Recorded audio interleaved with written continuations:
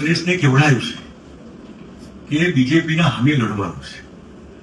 આપણે દાંતણ હોય તો ચપ્પુ હોય તો દાંતણ ચપ્પાથી કપાય, પણ બહુ મોટું થળિયું હોય તો ચપ્પાથી થળિયું ન કપાય.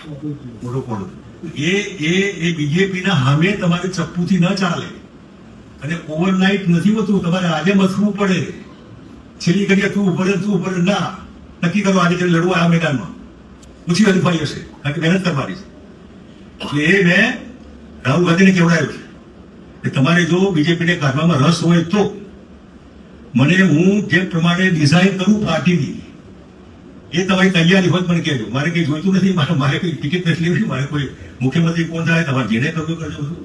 પણ એમને એમ ન થાય. બ્રાન્ડેડ માણસો, સમાજમાં જેની આબરૂ હોય એ જે બાજુ હોય, એ કોઈ પણ સમાજ હોય એ બાજુ લોકો જતા હોય. આપણે ખાલી વિધિ ખબર નથી હોતી.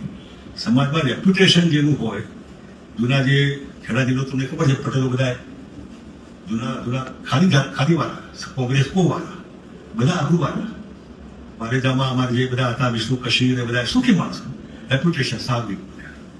એટલે એ જેની સારી આબરૂ પ્રતિષ્ઠા પરિવારની, એ કેમ લોકો જાય? દલ્લી થઈ પડ્યા હોય એ કેમ કોઈ ન જાય? બાવળિયા નીચે પડેલા હોય અને ક્યાં સમજતા હોય તો એનું કોઈ ન માને.